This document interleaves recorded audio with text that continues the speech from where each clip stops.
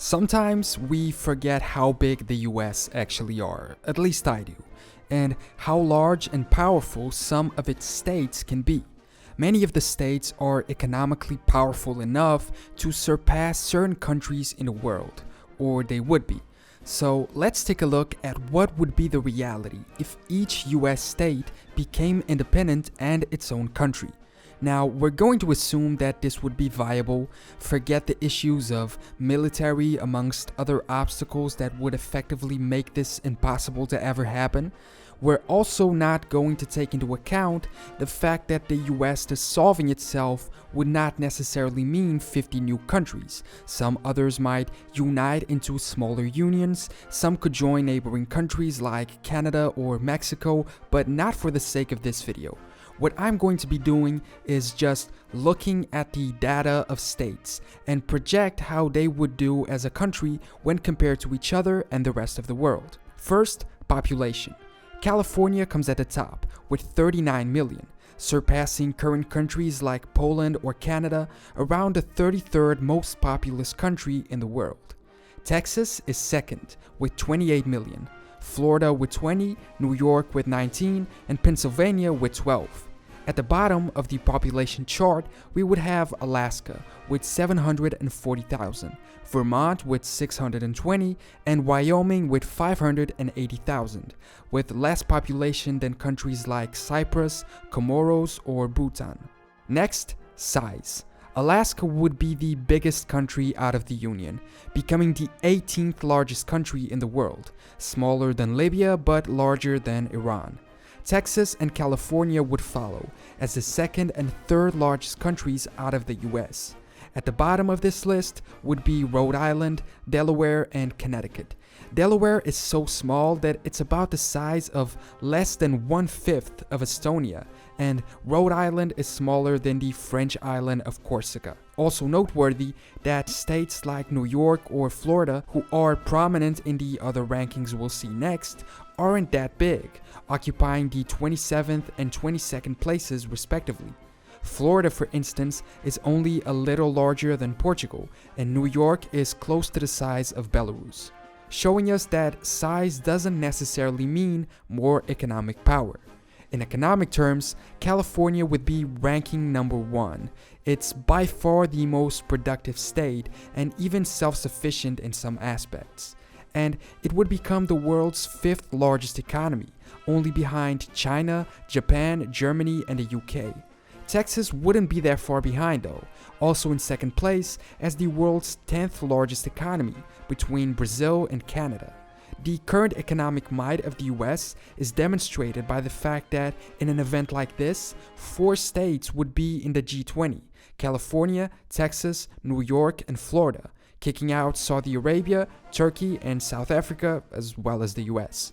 This economic reality is demonstrated by the GDP of each state, or each new country in this case. California would be at the top again, with a GDP of $2.7 billion. Texas with 1.7 billion, New York with 1.5, and Florida with 970 million. It seems as if, in the case of independence, these 4 would be at the top of almost all rankings amongst the old states. However, if we look at the GDP in another perspective, the GDP per capita, Massachusetts would have the highest one, ranking number 9 in the world, just behind the United Arab Emirates. The District of Columbia would technically be higher, but since it isn't an official state, I guess it would just be absorbed into Virginia in this scenario. This map is really interesting. It's a bit outdated from 2013, but it shows the equivalent GDP of each state to a current existing country, matching North Dakota with Uzbekistan, New Mexico with Ecuador, Connecticut to Greece, or Alaska to Luxembourg. But values have changed since then, and even these ones are a rough approximation. The end of the US would also mean that a lot of the states would have to change their state flags, most of which have something to do with the Union. Most state flags are just the state seal, and usually the seal has a lot of elements of the US, like the eagle, the order of admission into the Union, or sometimes the actual US flag, so a change would definitely be in order for those. States like Ohio would probably want something that is more about their own identity. For instance, each state has an official bird, tree, and flower, so these could be put into use. On Ohio's case, the buckeye tree or the cardinal bird could be symbols on a new flag.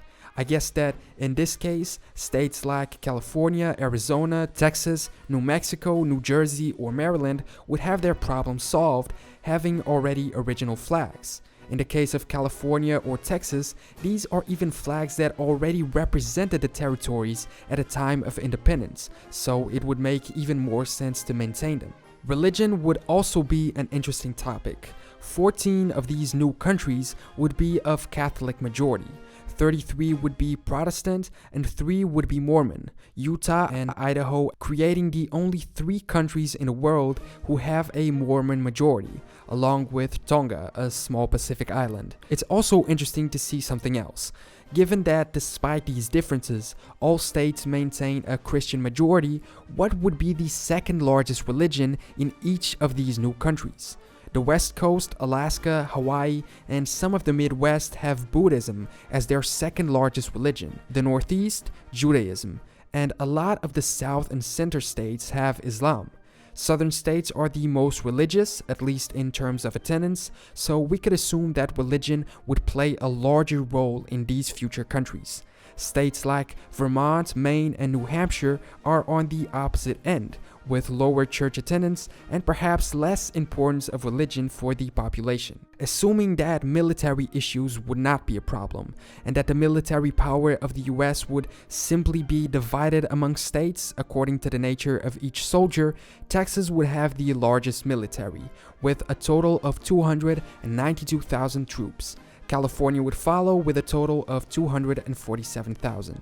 And keep in mind that this data isn't really certain and might be outdated. With this data, Texas would be the 20th strongest military force in the world, above Canada, and California would follow right behind. However, this is just about soldiers. The question would be put of how to divide other military supplies and vehicles, like tanks, the US Navy, the Air Force. In my opinion, military unity is what makes a US breakup most unlikely. The fact that they would abdicate being the world's strongest military force, and the mere confusion and mess that it would be dealing with the post-Union military force. We can also take a look at some other interesting statistics that show us current differences between states that would transfer into differences between the new countries. For instance, the legalization of marijuana, legal on all of the West Coast for recreational use, for medical use in a bunch of other states, but illegal in some others. And remember that this is before the 2018 midterm election. In terms of crime rate, should the current stats be maintained, Vermont, Maine, and Minnesota would be the safest of the 50 countries. New Mexico, Alaska, Louisiana, and Arkansas would be the top 4 most dangerous countries. The states with the highest percentage of poor people could likely be in the South, while the ones with the least percentage of people in poverty would be in the Northeast. Some countries would have a male population majority, like Hawaii, North Dakota, or Wyoming, and others would have a female majority, like Delaware, Alabama, Mississippi, or Maryland, amongst many other stats. The thing is, all of these statistics, despite being about specific states, are collected in the context of the Union. Should the US dissolve, all of them would probably change because the way the states are is dependent or at least related to their coexistence within the same nation. For instance, California's economic might maybe would be reduced if it instantly saw its neighbors as new countries and not member states of the same union, because new trade agreements would need to be drafted, etc. And new necessities would emerge. For instance, the need of each new country to have their own military, meaning expenses in that respect, amongst so many other changes that would maybe change the power relation that now exists between states. However, I think we can draw a few conclusions from all this. In the event of every state becoming independent, 4 of them would instantly become powerful countries in the world: California, Texas, New York, and Florida.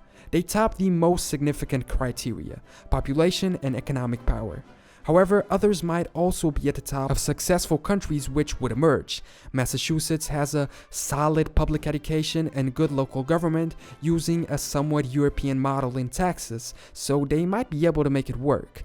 Other smaller states might have a more difficult time and lose a lot of their wealth as consequence of the central government not being around anymore. Maybe new unions would emerge, and we can only really try and guess what would happen. If you enjoyed this one, remember to subscribe to catch new ones and leave a comment below with your opinion. I will see you next time.